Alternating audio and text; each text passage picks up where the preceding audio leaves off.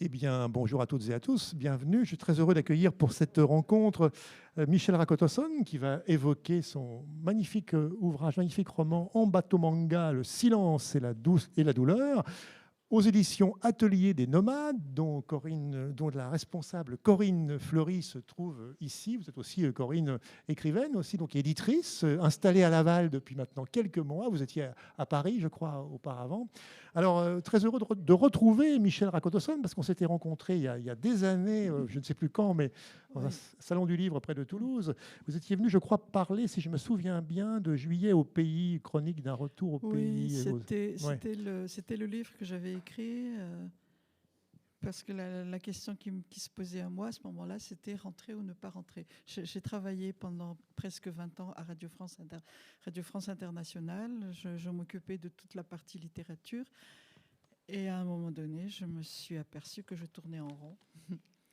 Et comme beaucoup de gens, j'ai voulu rentrer au pays et j'ai écrit Je suis au pays. Mais il y a une partie que j'ai écrite quand j'étais à l'extérieur et une partie que j'ai écrite quand j'étais à Madagascar. Et puis voilà. Il Alors, faut vous êtes né à vérité. Madagascar, vous avez en effet été journaliste Mm. à Radio France Internationale. Mm. Vous étiez responsable des manifestations littéraires, c'est bien J'étais ça? Ouais. responsable des manifestations littéraires. Oui, ça m'a permis de fréquenter beaucoup de salons. C'est pour ça que nous nous sommes rencontrés.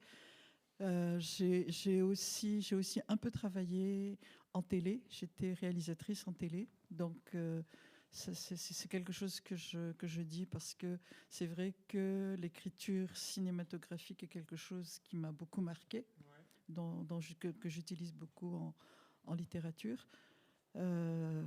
Oui, Et voilà. en 2012, vous avez été nommé commandeur des arts et lettres malgaches. Oui, Voilà. commandeur des arts et des lettres malgaches. Oui. Et vous avez reçu pour l'ensemble de votre œuvre la grande médaille de la francophonie qui est décernée par Ça fait un l'Académie sacré française. parcours, ça. Bah écoutez, Co- c'est important de le dire, il faut Commandeur, quand même. c'est moi qui commande. Oui. Commandeur des arts et des lettres, ça, je suis très fière parce Oui. qu'il y a eu quand même tout un travail que j'ai fait. Et je voudrais justement, j'en profite, remercier Céline Benabès et remercier Lecture en Fête. En tête. Ça peut être lecture, wow, peut être lecture en fait, ça pourrait être pas Ouais, mal. Si on faudrait ouais. soumettre, Non, pour non, en changer de nom, tête. peut-être en En tête. Ouais. tête, parce que j'étais venue les voir toutes les deux comme ça.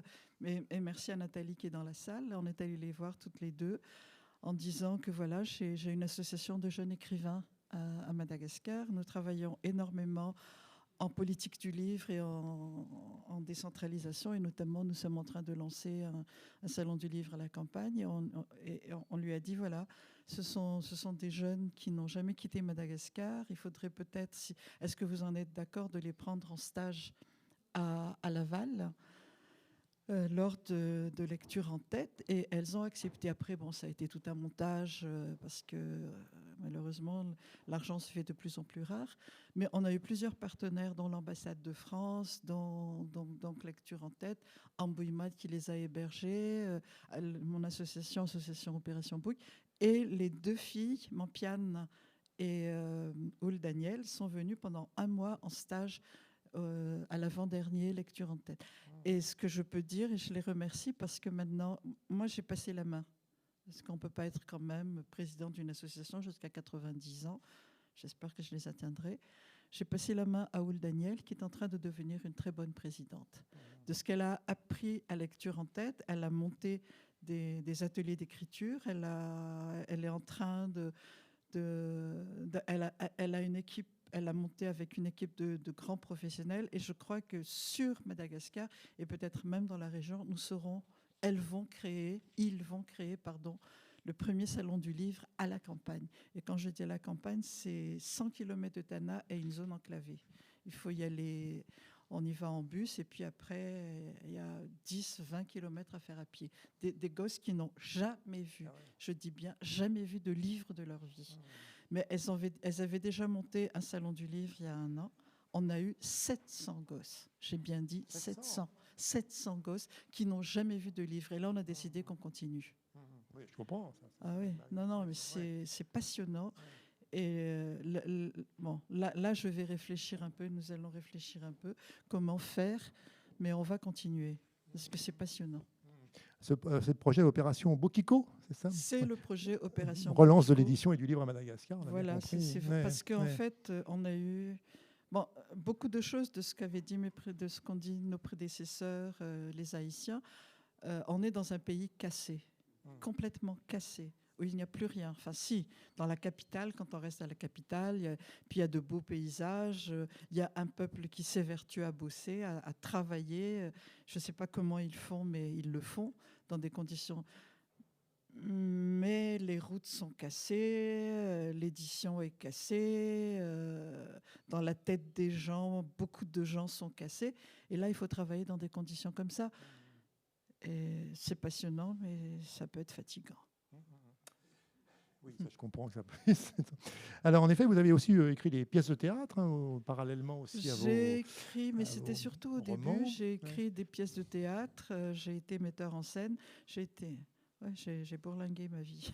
Un ouvrage de littérature de jeunesse, dont ça fait voilà, parce que Corinne Fleury publie pas seulement, absolument. Mais vous publiez quand même pas mal de littérature jeunesse. Je vais revenir vers Atelier des nomades, catalogue, voilà. Les livres sont ici. Non, on va réfléchir là-dessus. Oui, non, j'ai fait du théâtre, j'ai fait pas du cinéma, mais de la télé. J'anime des débats sur Madagascar, un peu ailleurs. Enfin bon, voilà.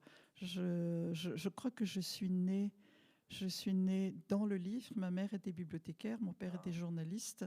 Donc, je suis comme... comment il s'appelle le gros, là, sur Astérix? Obélix. Ouais, je suis comme Obélix. Je suis née dedans. Oui, et, la potion magique. Et je continue dedans. Même ma grand-mère écrivait. Elle écrivait des pièces de théâtre. Le seul problème, c'est qu'elle nous demandait de les jouer. Comment s'est fait votre rencontre avec Corinne Fleury? Parce que justement, peut-être Corinne, peut-être vous voulez raconter un petit peu. Donc, vous avez confondé en 2010, c'est ça, donc l'Atelier des Nomades, est installé à Laval depuis maintenant quelques mois. Vous étiez à Paris auparavant, je le disais.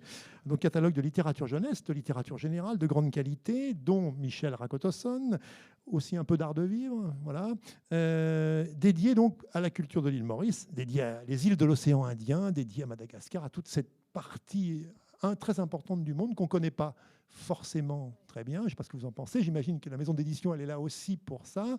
Voilà. Comment, d'abord, l'idée de la création de la maison, point de départ, et puis après la rencontre avec Michel Rakotosson. Parlez-nous de ces deux aspects. Oui, donc effectivement, en 2010, nous avons cofondé la maison d'édition donc avec Anthony Vallée, l'Atelier des Nomades. Au départ, en fait, je crois que c'est vraiment une idée qui est partie d'une urgence. C'est-à-dire que moi, j'avais fait ici en France des études de lettres et d'édition, et en particulier spécialisées en littérature et en édition jeunesse. Donc j'ai baigné dans un foisonnement en fait de production littéraire très très riche et intéressant. Et puis lorsque je suis retournée à l'île Maurice, il y a quelque chose qui m'a quand même pas mal frappée. C'était qu'en fait dans les librairies, donc avant, donc on se parle des années 2000, il y avait beaucoup plus de productions venant de l'étranger que des productions locales. Et à ce moment-là, je cherchais, puisqu'en fait la question du conte, de la mémoire, ce sont des questions qui m'intéressent particulièrement, donc je cherchais un livre de contes pour enfants. Et je me suis retrouvée avec un vieux livre poussiéreux, que je trouvais pas très avenant. Et à ce moment-là, je me suis dit, mais il y a vraiment une urgence en fait à valoriser un patrimoine. Donc, en premier lieu, donc j'ai pensé à l'île Maurice, donc puisque je viens de là, et je me suis rapidement rendu compte que la plupart des gens, et d'ailleurs j'ai une anecdote à ce sujet, ne connaissaient l'île Maurice que par ses plages, le soleil et les cocotiers. Et d'ailleurs, l'anecdote, c'est qu'il y a quelques années, j'étais en Allemagne, donc dans une grande foire internationale, et une éditrice américaine, je crois, passe sur mon stand.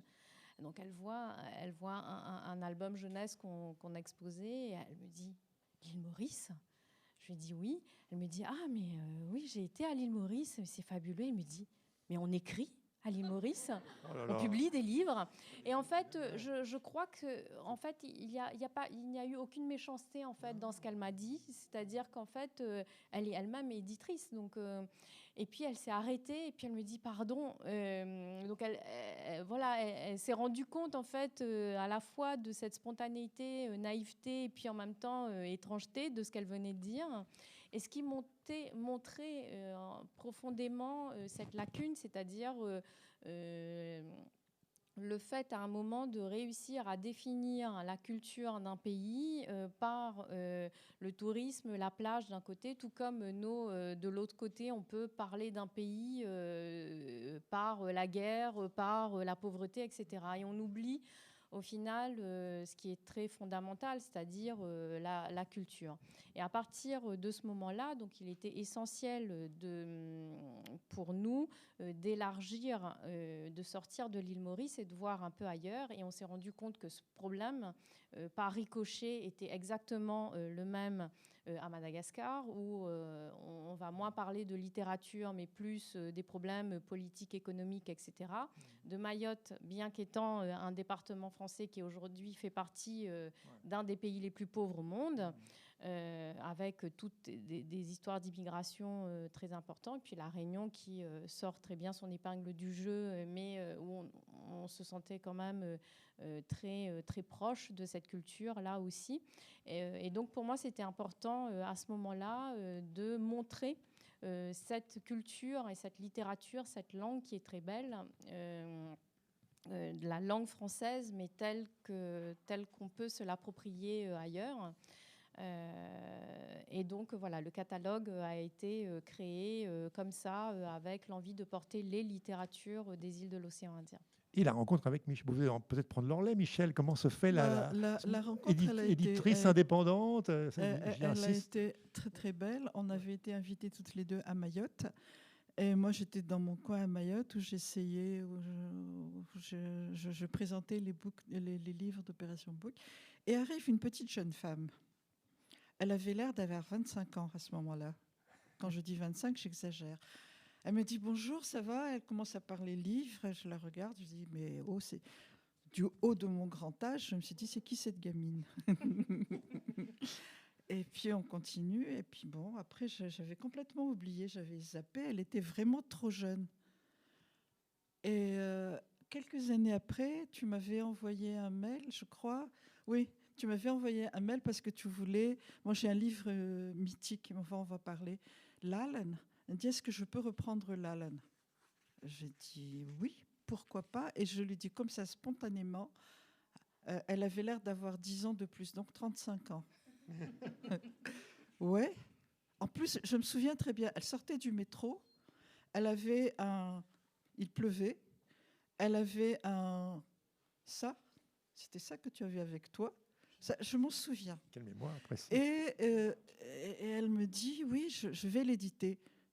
Dans ma tête, un éditeur, c'est un homme, 50 ans, 60 ans, imposant. Et là, je vois une gamine, je dis, bah ouais. Puis je la regarde, je dis, mais au fait, je suis en train de terminer un bouquin, pourquoi tu ne le reprendrais pas? Le livre, c'était en Batumang. Elle me dit, ouais, ok. J'ai dit, tiens, parce qu'en fait, d'autres maisons n'en avaient pas voulu parce que le sujet était... Enfin bon, bref, passons. Et j'ai dit, ok. Je lui dis sans y croire, je lui envoie le manuscrit sans y croire, et 15 jours après, elle me dit, ok, je prends, qu'est-ce que vous en pensez? Elle est toujours comme ça. Hein. En plus, sous mes grands airs, je suis très timide, alors la relation entre elle et moi, elle est très belle. Elle passe devant, et moi, je suis derrière. Mais bon, elle m'a dit, mais il faudra retravailler. C'est une excellente éditrice, mais elle est maniaque. Maniaque. Elle me dit, ouais, ça, il faudrait le refaire. Bon, une fois. J'ai regardé, il ne faut pas que les gens s'arrêtent là, parce que c'est peut-être pas ça. 2 fois. Vous savez combien elle m'a fait le coup? 6 fois. À la fin, je lui ai dit, non, on arrête là, c'est comme ça, et c'est pas autrement. Mais elle voit tout. les points, les virgules, les phrases qui collent pas, les trucs qui sont pas très clairs. En plus, on en parlera un peu. Embattement, c'est le livre en français qui est le plus proche de la langue malgache. Donc, on a un truc, et ça, je m'en souviens, on a un truc à Madagascar. Nous, on n'est pas logique. Enfin, on a une écriture en abîme. Donc, on revient tout le temps sur les choses. C'est presque lancinant. Et elle m'a dit, ouais, mais tu comprends, ce truc-là, tu reviens trop sur les choses. Là, ça a été 2 mois de travail. Quand je dis 2 mois de travail, ça a été 10 heures par jour. Mais bon, le résultat, je crois que Et ça finalement, voilà, vous êtes non, ça va, heureuse, Michel, vous êtes contente qu'elle Ah qu'elle ouais, vous non, ait- non, ouais, non, ouais. non, C'est non, le travail d'une éditrice, enfin d'un éditeur. Oui, oui. Alors, je vais rétablir quand même un Ah. peu de vérité parce que Rétablissez. non, enfin, voilà, notre rencontre, effectivement, je m'en souviens très bien à Mayotte, mais c'est curieux le regard que tu portes sur cette aisance, puisqu'en fait, j'ai pu te montrer, paraît-il, puisqu'en fait, moi, comme Michel m'a proposé le roman, j'étais très surprise.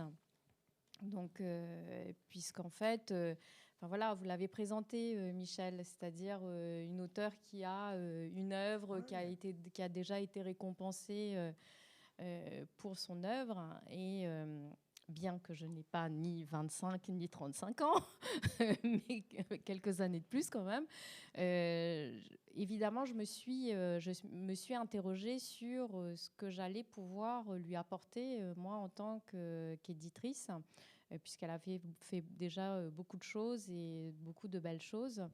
Et puis, j'ai décidé, en fait, de faire ce que j'ai l'habitude de faire, c'est-à-dire de travailler avec Michel comme avec n'importe lequel de mes auteurs, qui soit primo-romancier. D'ailleurs, c'est une des raisons pour lesquelles j'aime beaucoup ce festival, puisqu'en fait, on travaille avec beaucoup de primo-romanciers. C'est d'adopter la même attitude, c'est-à-dire l'écoute de l'auteur, et puis y apporter le même soin et la même humilité envers le texte et la langue qui, la plupart du temps, nous dépasse, donc, et travailler là-dessus. Donc, et ce que j'ai particulièrement apprécié avec Michel, je crois qu'elle le dit, c'est-à-dire qu'on a à chaque fois eu, oui, c'est certainement, je suis maniaque, j'essaye d'y travailler, hein, mais après, ça fait aussi partie de mon travail, c'est-à-dire le soin apporté au texte, le souci du détail.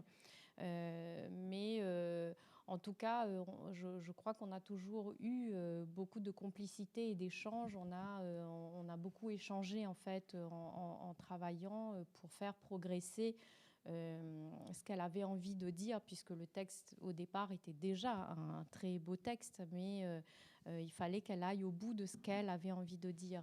Et le travail était essentiellement là-dessus.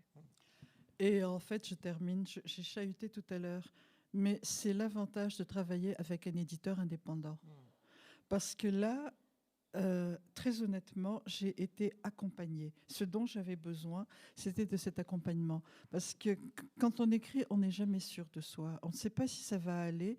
Bon, les 2 Haïtiens tout à l'heure, si vous voulez, moi, je me définis comme une bilingue. Pas une francophone, une bilingue.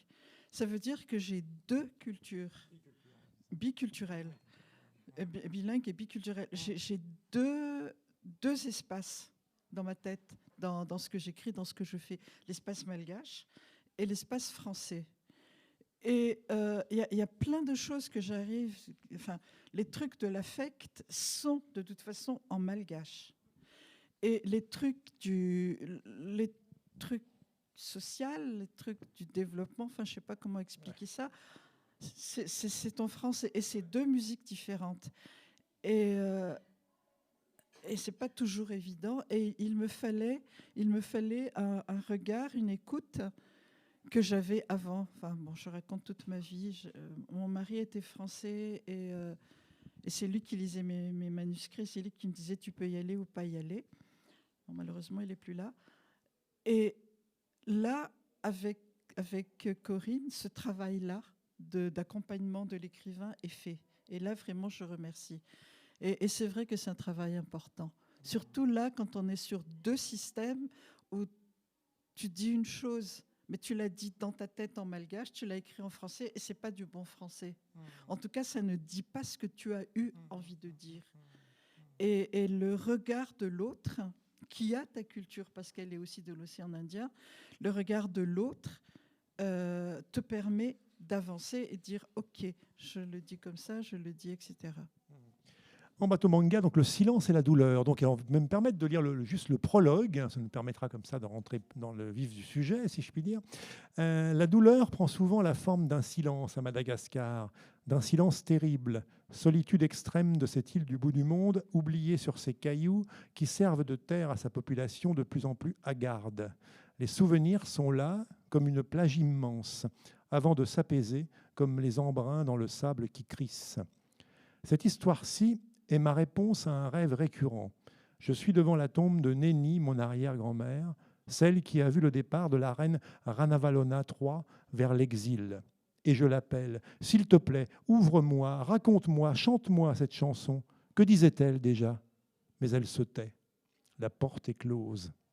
Reste la réalité à recomposer au-delà de la fiction et des documentaires, jour après jour, mois après mois, pour que les mots soient et permettent de comprendre une histoire implacable. Au-delà de toute haine et avec compassion, une très grande compassion pour tous. Le lieu, c'est Chazelles-sur-Lyon, daté de septembre 2021. Voilà. Donc on a... donc le silence et la douleur, ça donne en effet ce titre. Vous l'avez eu rapidement, le titre du livre. C'est quelque chose qui compte pour vous quand vous mettez à écrire, d'avoir un titre déjà en tête, ou est-ce que c'est totalement... Pas de titre. Le titre arrive toujours à la fin. Quoique, enfin, je sais pas. Enfin, on va dire que voilà. Ouais, je sais pas quoi répondre à ça. Je sais tout simplement que, vous savez, quand on est traumatisé, quand on a subi une énorme douleur, on a ce silence que j'ai maintenant. Les mots ne viennent pas. C'est c'est tout. C'est tout ce qu'on arrive à dire. Et dans les campagnes, dans ce pays, dans cette culture, il y a souvent ça. C'est tout. Ça veut tout dire, tout. Et comment traduire ça en écrit? C'est... Excusez-moi, je bégaye, je suis silencieuse. Mais je crois qu'il y a tout un travail à faire en littérature.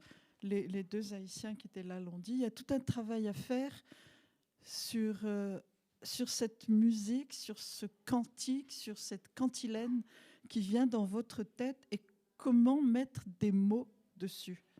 Et d'où la douleur, le silence.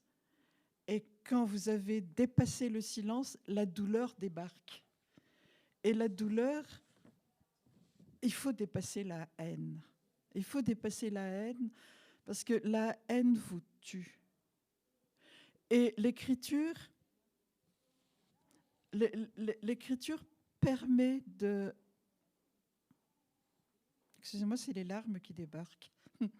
Mais ça arrive. Mais l'écriture vous permet d'aller au-delà.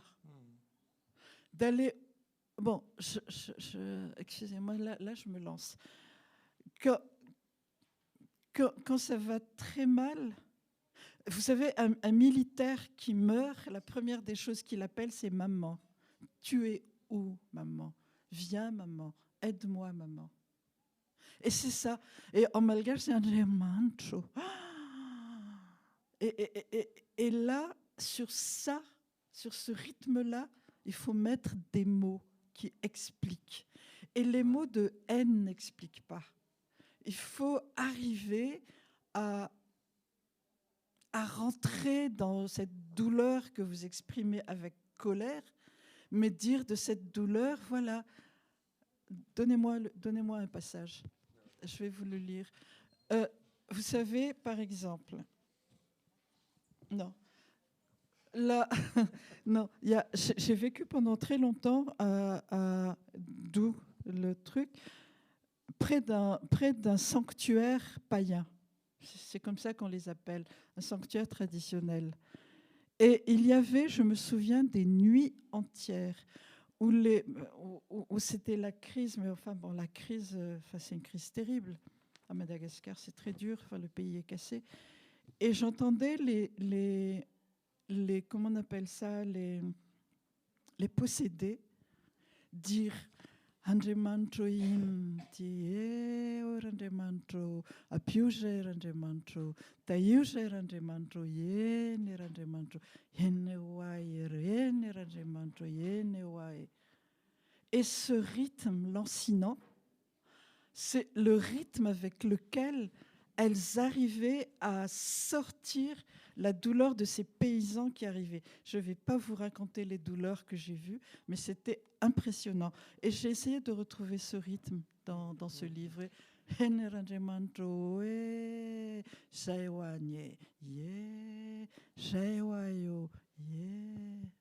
D'où ces deux, comment dire, ces deux rythmes, deux musiques qui caractérisent votre écriture. Oui. Pour la musique côté malgache, on va dire, avec ce personnage de Tavao, qui est, voilà, et du côté français, donc c'est Félicien Le Guen, qui, si je me souviens bien aussi, a connu une expérience en Algérie, mais il y a aussi ce va-et-vient dans le livre aussi. Ces deux personnages, comment sont-ils nés, Michel Rakotosson? De manière concomitante? Tavao, c'est un jeune Mozambicain, enfin en tout cas de l'Afrique de l'Est, parce qu'il y a eu beaucoup de razzias à Madagascar, qui est malheureusement, et c'est ça, enfin bon, qui fut un pays de traite, d'esclavage.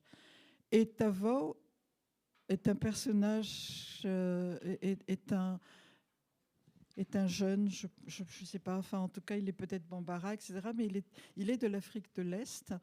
Et de l'Afrique de l'Est, il a été razzié, il est arrivé à Madagascar, il a été réduit en esclavage dans une famille, il a été vendu, enfin, le livre en parle. Et en fait, en réalité, le personnage, le potomitan, la colonne vertébrale de ce livre, c'est Tavao. C'est Tavao qui est du haut, il a, je ne sais pas, 25-30 ans, regarde ce qui se passe, ne dit jamais rien, mais prend les décisions. Observe. Et ce personnage-là, c'est un personnage de fiction. De toute façon, la plupart des personnages sont des personnages de fiction, mais à partir de personnages que j'ai rencontrés. Et j'ai rencontré effectivement des descendants de Mozambicains qui avaient été réduits en esclavage et puis qui avaient été libérés et qui habitent qui habitent dans la campagne royale d'Ambouyimang, pas en Batumang. Et je les ai vus, j'ai vu la manière, et je commençais à leur poser des questions sur la manière dont ils ont réussi à s'en sortir. Certains s'en étaient sortis, d'autres pas du tout. Et ce qui m'a marqué, c'est la dignité de ces gens. Mais vraiment d'une dignité, d'une grandeur, voilà. Et Le Guen... Félicien Le Guen, oui. Félicien Le Guen, qui se prépare à l'expédition coloniale, donc. Oui, Félicien Le Guen, c'est le grand 1894. naïf. En 1894, c'est le grand naïf. Mais vraiment d'une naïveté. Il y en a encore beaucoup de gosses comme ça ici. Parce que la colonisation, c'est le pire des mensonges que l'on fait. On vous raconte qu'il faut que vous alliez là-bas sauver ces peuples qui sont des peuples de sauvages ou des peuples sous-développés, qui sont malheureux, et il faut leur apporter la modernité, la nourriture, etc. Ok, on oublie juste une chose, c'est que ces peuples ont une histoire, ces peuples ont un passé, et que c'est cette histoire qu'on va casser. Et qu'ils vont se retrouver, nous on s'est retrouvés avec une dette de guerre, il y avait 10 millions de francs, enfin c'est pas la dette de guerre des Haïtiens, mais on l'a pris dans la figure.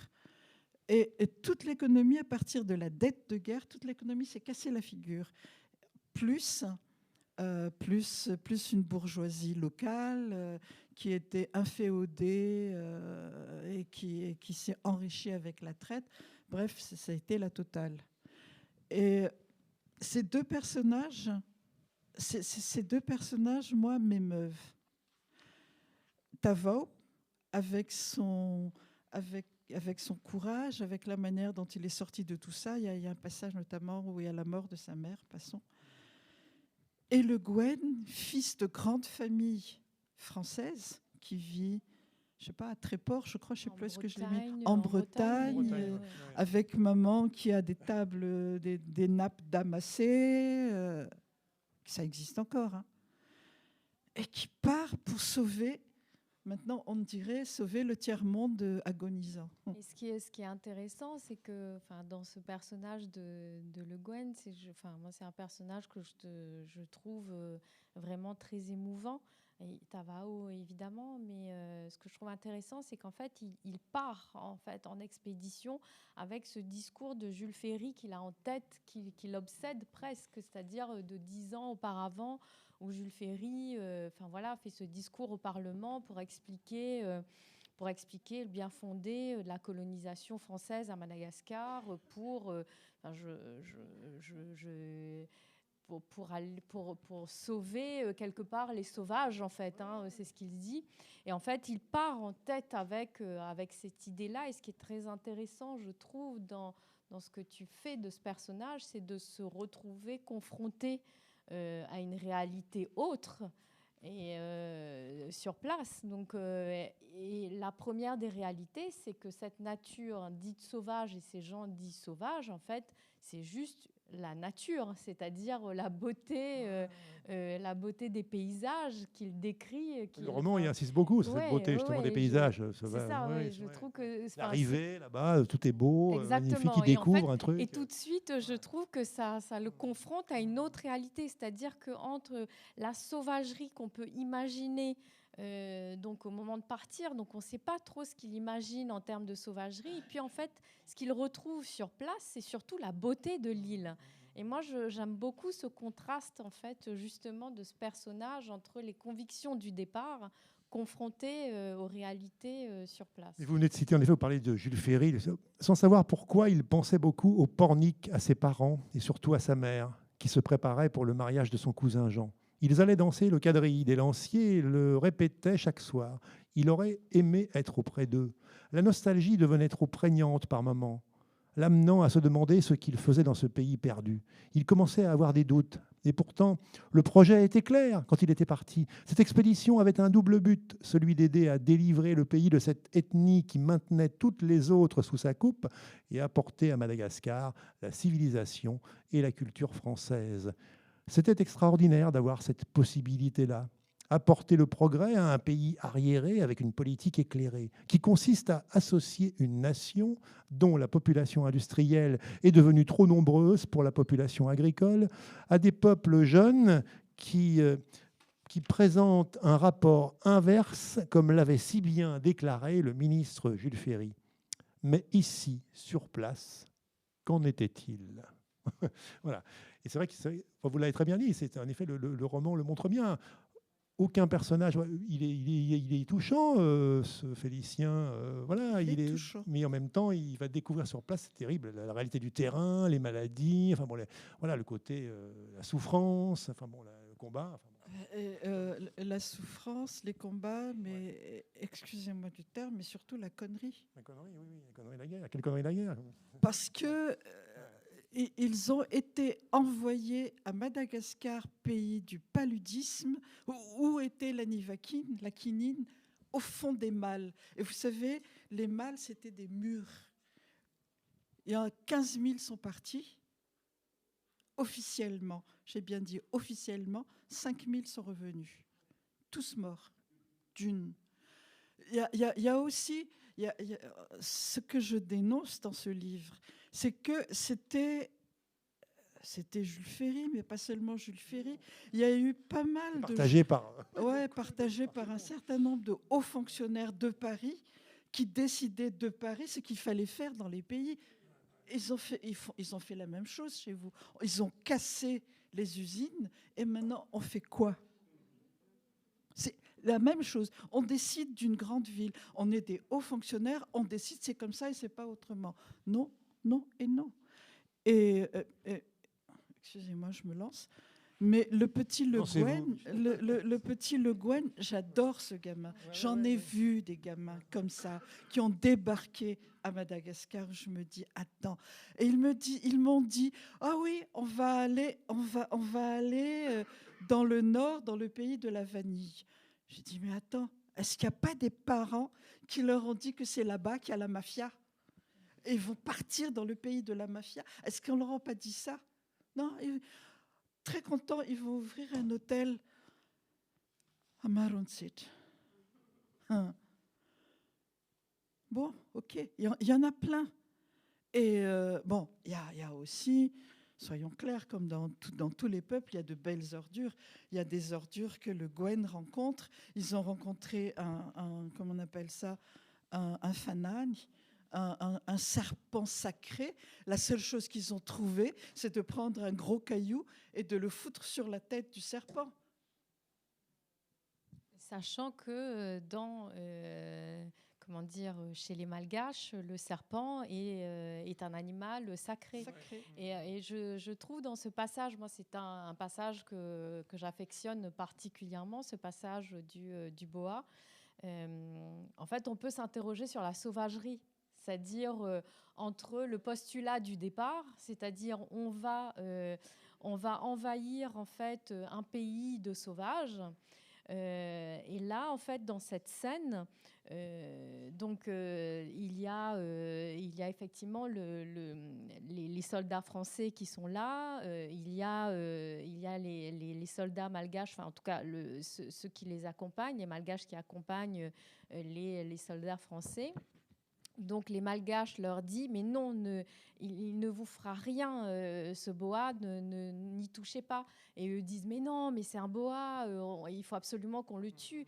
Et là ils sont, en fait les Malgaches sont outrés en fait qu'on s'attaque à cet animal. Et je trouve que la question de la sauvagerie, elle se pose mais à l'inverse en fait face à ce passage que je trouve très très fort. Oui. Et aussi la question de la protection de la nature. Ouais. Parce que au-delà du serpent, bon, c'est toute la nature qui est protégée, c'est la diversité, mais bon. Ça prend une résonance en plus sur l'actualité, sur l'époque actuelle. Et c'est vrai, à un moment, il y a un passage aussi où vous parlez des luttes de pouvoir, parce que c'est vrai que c'est un livre d'où tout manichéisme est absent. Hein. Vous venez de le dire, Michel. Il y a aussi bien il y a évidemment de grands torts du côté français, mais aussi vous montrez aussi les difficultés, les luttes de pouvoir internes aussi, un Premier ministre vieillissant du côté malgache. Enfin bon, je cite comme ça et à un moment donné, il y a un passage où on dit voilà, ça prend une résonance très actuelle parce que bon, les problématiques sont bon. Voilà, le monde est un peu fou. Enfin, c'est ce qui est dit. Bon. Et voilà. Alors, pourquoi avoir choisi cette époque de 1894-95? Il y avait déjà eu, je crois, en 1885, une première guerre. Moi, je ne connais pas très bien l'histoire de Madagascar, mais bon, on apprend. C'est intéressant parce que le roman est aussi des vertus pédagogiques au bon sens du terme, mais ce que j'aime bien chez vous, cette capacité que vous avez justement à intégrer légèrement, subtilement ces connaissances. On sent quand même qu'il y a peut-être un travail de documentation, vous me direz, mais c'est jamais pesant, c'est toujours... Enfin, je ne sais pas ce que vous en pensez, Corinne, mais voilà. Oui, je suis d'accord et je pense que c'est une des raisons pour lesquelles j'ai particulièrement apprécié ce roman, c'est-à-dire qu'il y a un fond historique évident, donc qui constitue la colonne vertébrale de l'ouvrage. Mais ce que je trouve intéressant dans ce roman, c'est que justement autour de cette colonne vertébrale historique se greffe le roman, l'histoire, et au final, c'est ce que ne fait jamais l'histoire. C'est-à-dire qu'en fait, l'histoire, elle n'est jamais nuancée. L'histoire avec un grand H, ce sont des dates, des faits, etc. Et pour moi, c'est le travail de la fiction et permet justement de nuancer. Donc, Michel aurait pu choisir justement de faire un roman très manichéen, de choisir un bon, un méchant, un blanc, un noir. Et en fait, elle décide. Déjà, Tavao, ce personnage, je le trouve incroyable, puisqu'en fait, c'est de parler en fait d'un esclave qui est au service d'une famille malgache et pas d'une famille blanche.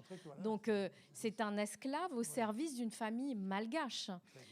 Donc, je trouve que déjà, ce postulat est très fort, c'est-à-dire déjà de mettre le doigt sur quelque chose. Les esclaves à Madagascar n'étaient pas les seules personnes au service des Blancs colons ou des Blancs sur place. Ils étaient avant tout au service de Malgaches. Donc déjà, là, on touche à quelque chose qui, pour moi, est particulier. Et puis de l'autre côté, ce personnage de Le Guen n'est à aucun moment le méchant blanc qui vient envahir. C'est-à-dire que c'est quelqu'un qui vient avec tout un bagage, etc., de ce qu'on a pu lui dire, mais qui découvre sur place une autre réalité.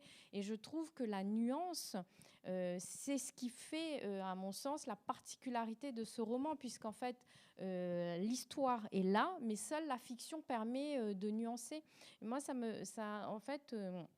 j'ai lu, je digresse, pardon, mais j'ai lu récemment un grand roman de Kessel, Les Mains du Miracle. Et en fait, c'est marrant parce que ça m'y a fait faire un parallèle avec Ambatomang, parce qu'en fait, je trouve que c'est-à-dire que l'histoire nous raconte l'histoire avec les faits, et puis de l'autre côté, on arrive en expliquant ce qu'est profondément l'humain, ce qu'est profondément l'être, c'est-à-dire pas totalement quelqu'un de blanc, pas totalement quelqu'un de noir, c'est-à-dire quelqu'un de profondément nuancé, quelqu'un qui, avec ses contradictions, qui se pose constamment des questions. Et je crois qu'en fait, c'est ce que permet ce roman, d'avoir des personnages qui s'interrogent sur eux et sur ce qu'ils vivent. Sur leur fort intérieur, ils s'interrogent vraiment sur leur... Et donc, d'où une évolution psychologique. Je vais répondre en parlant de moi-même. Je ne voyais pas... J'ai des petits-fils, j'ai des petits-enfants qui sont des métis. Comment, avec des enfants métis, je peux avoir et j'ai des petits-enfants qui sont étudiants ici, qui pensent rentrer au pays et qui vont faire de l'humanitaire. Pour l'instant, je leur ai dit, attends, ok, tu vas faire de l'humanitaire, on va en discuter calmement. Très calmement. C'est des Le Guen. Ils sont malgaches. Papa est pur porc, comme on dit. Papa est malgache, maman est malgache, grand-mère est malgache, mais ils sont ici, ils ont la culture française, et c'est Le Guen. Il faut revenir à Madagascar faire de l'humanitaire. Bravo, petit, t'en as beaucoup de comme ça. Je reviens à ma question, 1894, et le lieu Ambatomanga. Écoutez, 1880 en France, en Europe, c'est la naissance de l'industrialisation.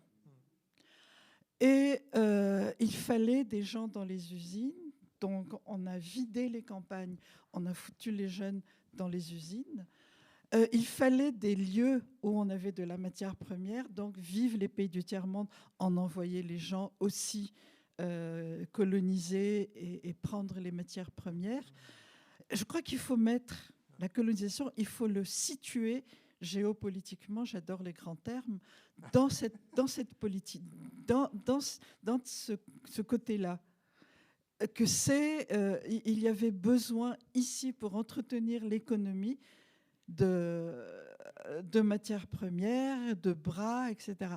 Donc voilà, ils ont fait une première guerre. C'est aussi Zanzibar, c'est aussi Bismarck, c'est aussi tout ça, toute cette période. Donc, il y a eu le partage, vous le connaissez comme moi, il y a eu le partage de la terre. Et Madagascar, il y a eu une bagarre entre les Français et les Anglais pour savoir qui allait posséder Madagascar en 84.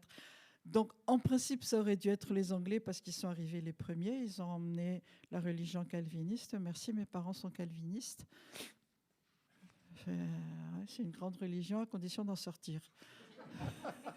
C'est dit, voilà. Ma mère n'est pas là, donc je peux le dire. Donc ils ont été très intelligents. Ils ont envoyé les missionnaires, et puis après les missionnaires, l'armée, 84. Et on a failli gagner. Je dis bien, on a failli gagner. Le Premier ministre était encore jeune, il avait des militaires qui étaient bons, qui avaient fait les grandes écoles, qui avaient fait Saint-Cyr, Saint-Mexan, etc., ce genre d'école.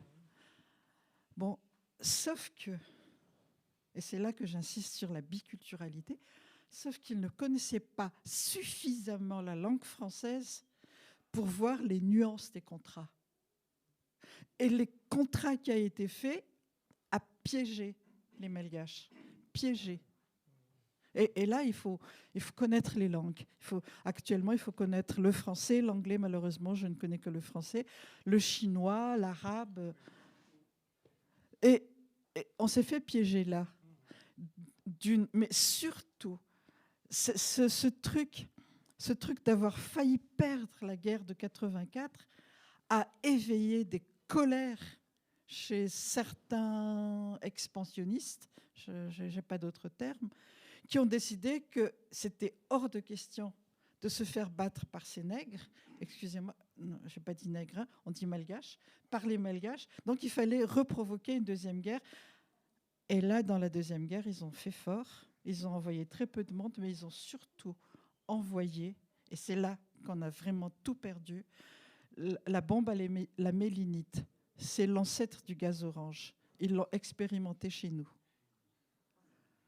Donc, voilà les deux dates. Mais en même temps, je suis désolée, mais c'est partagé, parce que qui en a envoyé se faire tuer? C'était les descendants d'esclaves, c'était chez les Malgaches. Et surtout, les femmes et les enfants. Parce qu'il fallait des gens qui allaient chercher de l'eau, qui cuisaient les aliments, et les petites filles étaient envoyées aussi à la guerre parce qu'il fallait des petites mains. Non, ça a été des deux côtés, ça a été écœurant. Je n'ai pas d'autre terme, écœurant. Et excusez-moi, je parle d'une chose qui se passe maintenant. Monsieur Poutine envoie qui en Ukraine? L'Ukraine, c'est les cousins. Ils envoient des gosses. Ok, il y a les Wagner, il y a les renégats. 300 000. Ne me dites quand même pas que c'est juste 300 000 soldats. Et on va taper sur les jeunes Russes. Voilà. En Batman, c'est la même chose. Excuse-moi, je te coupe, mais au moment où on finalisait le roman, en fait, avec Michel, donc on entendait les rumeurs de guerre. On était sur la fin de l'année, on était en train de finaliser le roman. Et en ayant fait ma dernière relecture du roman, je me souviens de ce mail que je te fais en te disant, mais c'est fou, en fait. Je relis le roman en ayant en tête ce qui était en train de se jouer entre l'Ukraine et la Russie, puisqu'en fait, ton roman est paru l'an dernier au mois de mai, je crois, au mois de mai. 2022. Et en fait, on finissait en début d'année, donc on était dedans. Et en fait, en relisant le roman, on se disait avec Michel, mais en fait, c'est hallucinant à quel point l'histoire en fait recommence, à quel point toutes les guerres en fait sont des guerres, et à quel point en fait l'humain au centre est sont toujours les mêmes en fait qui payent les frais. Et c'est vrai, en fait, au moment, on finissait, il n'était pas question de Russie, d'Ukraine, mais on a senti qu'il y avait une résonance qui était vraiment d'actualité, puisqu'en fait, de quoi on se parle? Envahir en fait l'autre, Donc, et on retrouve en fait les mêmes choses, les mêmes questionnements. Donc, cette question d'envoyer des jeunes donc, au combat, donc, ce sont les mêmes questions. Et quand on se dit que là, on était sur... c'est un roman qui se déroule à la fin du 19e siècle et que, voilà, plus de 100 ans... on se retrouve avec la même chose. Et ce livre, je l'ai terminé à Chazelles-sur-Lyon, dans le Forez. Et Forez, Haute-Loire, et là, on revient à 14-18, on revient à 39-45. C'est parce que il y a, enfin, je crois qu'un auteur, excusez-moi, je bégaye, un écrivain est complètement influencé par ce qu'il voit, ce qu'il vit autour de lui. Et effectivement, le fait de terminer ce roman dans le Forez, ça explique la dernière page où les deux hommes, Le Guen et Tavaux, se saluent.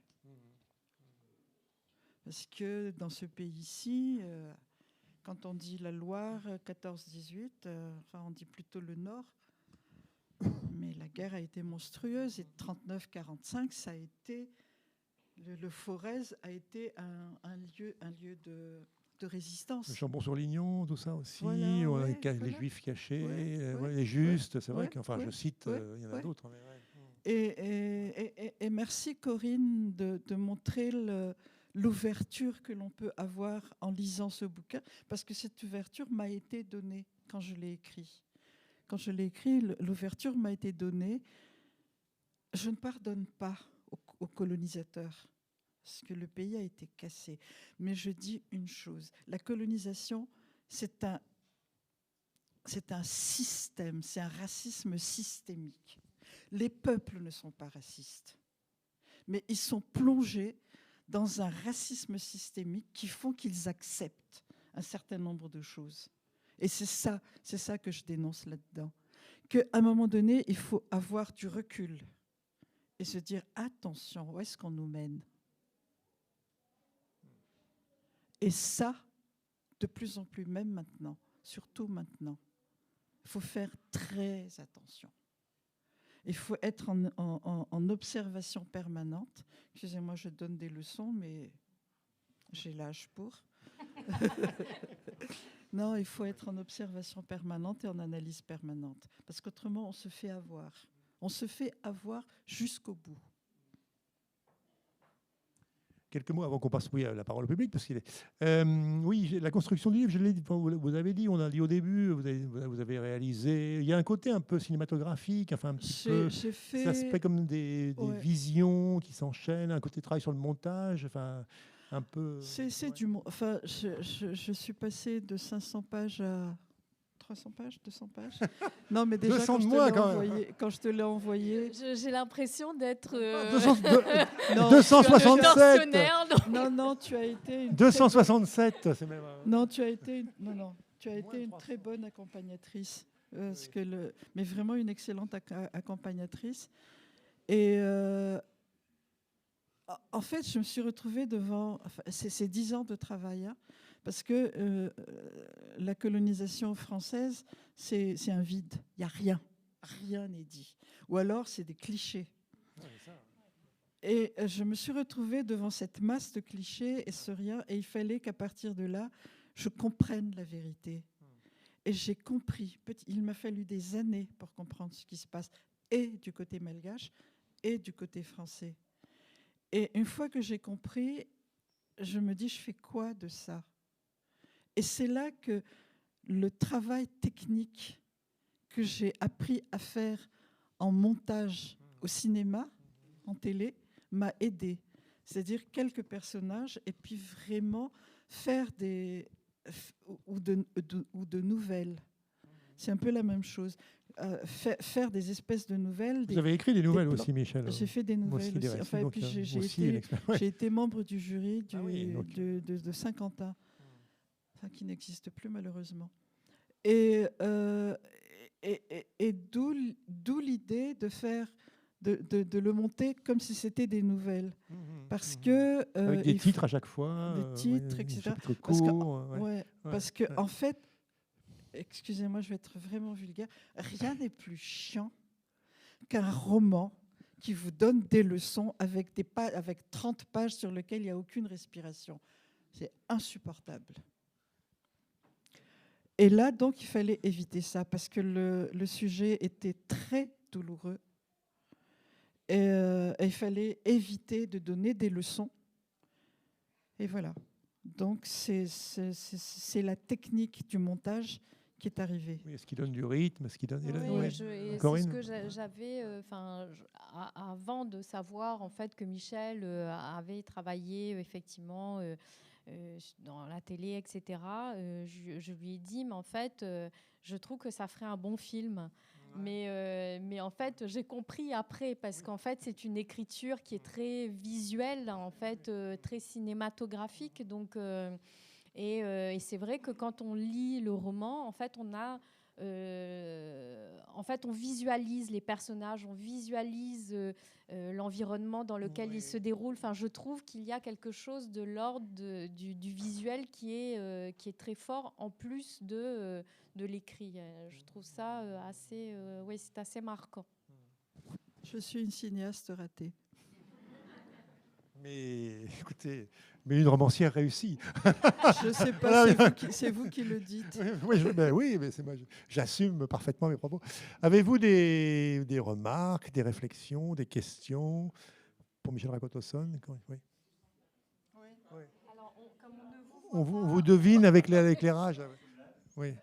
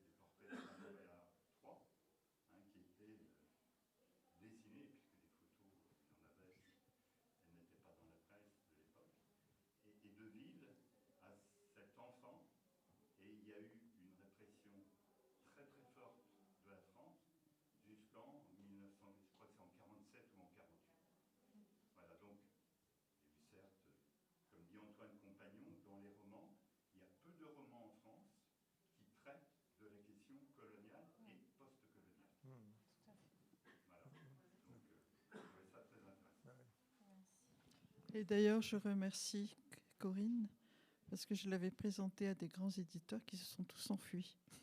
Voilà.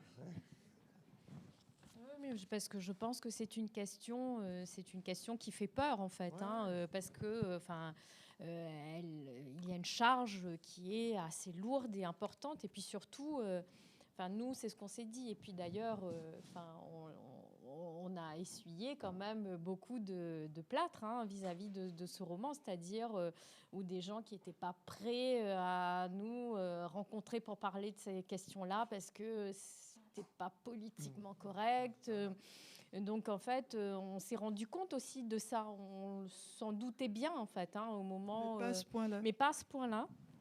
Et en fait, on comprend au final pourquoi, peut-être pourquoi il existe si peu d'écrits sur le sujet, puisqu'en fait, je pense que c'est lourd de sens et que et qu'on ne sait pas trop comment prendre le sujet sans heurter, alors qu'il faut tout simplement dire les choses donc, telles qu'elles sont et avec la plus grande honnêteté et humilité aussi vis-à-vis de ce sujet. On ne sait pas tout, donc, mais en tout cas, on essaye de susciter la réflexion et je pense que c'est ce qui est le cas dans ce roman. Et merci au Festival de Laval de m'avoir invité. Vraiment merci, parce que maintenant je peux le dire, c'est la première fois que nous rencontrons un public français. Enfin, en dehors des librairies. En dehors des librairies. Ah oui, ouais. Vous avez une autre question, peut-être aux remarques, réflexions, je ne sais pas si vous avez envie de... Oui, on ne vous voit pas, donc allez-y, prenez la parole. Ah, ça y est, vous levez. Allez-y, oui.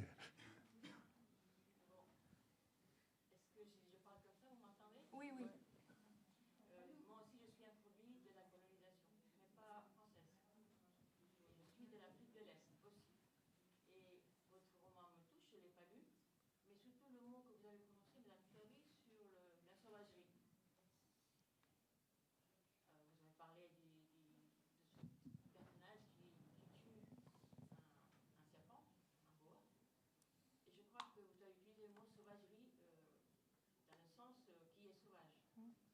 Et je crois que quand on est colonisé dans ces pays-là, la plus grande sauvagerie, qui est très insidieuse, c'est celle qu'on vous donne comme un petit poison tous les jours à l'école. Parce qu'à l'école, on forme les enfants, on leur donne une éducation supérieure, on leur dit que leur langue, ça ne vaut rien, que leur culture, ça ne vaut rien, et qu'en fait, ce qu'ils apportent, c'est une civilisation. Et quand on est enfant, on n'en est pas conscient. Et donc, c'est une sorte de brainwashing qui est difficile. On se rend compte de ça quand on grandit, on voit d'autres personnes, etc. Et donc, cette sauvagerie qu'on fait à la jeune génération qu'on colonise est immense. Et on vous dit aussi que vous n'avez pas de culture. Et certains ont dit que vous n'avez pas d'histoire non plus. Oui. Et donc, c'est difficile quand on parle de ça à des gens qui n'ont pas vécu cette colonisation. Ils n'ont pas les mêmes visions du monde. Et c'est difficile pour eux de comprendre. Et on peut utiliser tous les mots du monde, pour des romans comme le roman de Madame, pour que quand on lise, on comprenne un tout petit peu. Parce que c'est difficile de transmettre ce message aux gens, même parfois des gens qui ne sont pas assez proches de vous. C'est difficile de comprendre qu'on vous a fait une sauvagerie qui n'a pas de nom.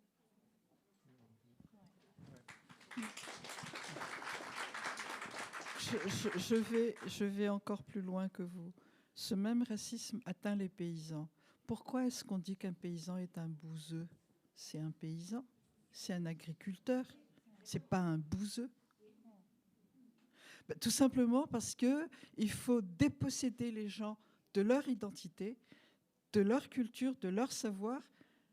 Et comme ça, les grandes industries peuvent mettre du pesticide partout, etc., etc., etc. C'est la même chose. À degrés différents, c'est la même chose.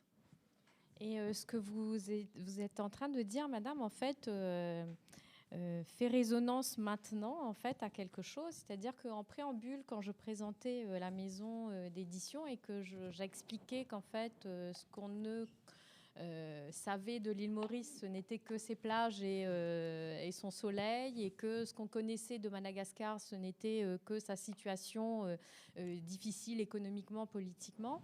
En fait, ce que vous dites là me fait davantage comprendre qu'en fait, eh bien, puisque justement la plupart de ces îles, de ces endroits qui ont été dépossédés justement de leur culture, etc., c'est peut-être pour ça aussi qu'aujourd'hui on a du mal à mettre le doigt sur cette culture, c'est-à-dire qu'est-ce que culturellement, qu'est-ce que ces pays-là représentent, qu'est-ce qu'ils sont culturellement, c'est-à-dire on est capable de dire ce que ces pays possèdent, puisqu'en fait, la question, c'est de la possession. Donc, est-ce qu'ils sont pauvres? Est-ce qu'ils sont riches? Est-ce qu'ils sont beaux?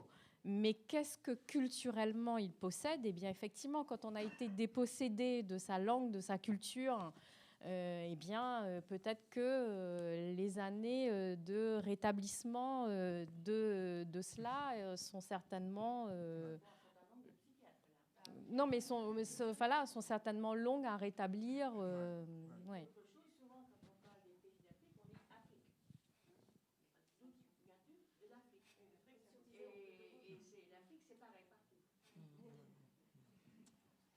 Vous vouliez, je crois, Corinne, nous parler d'une rencontre qui Oui, se déroulera demain oui, pour tout à fait, poursuivre. tout à fait. Je vous laisse la parole avant qu'on passe à la dédicace. Merci. Donc, on a Michel Rakotosson fera toute la semaine prochaine des rencontres en Pays de la Loire. Et demain, grâce à l'association Amboïbad, qui est une association sur Madagascar, à Laval.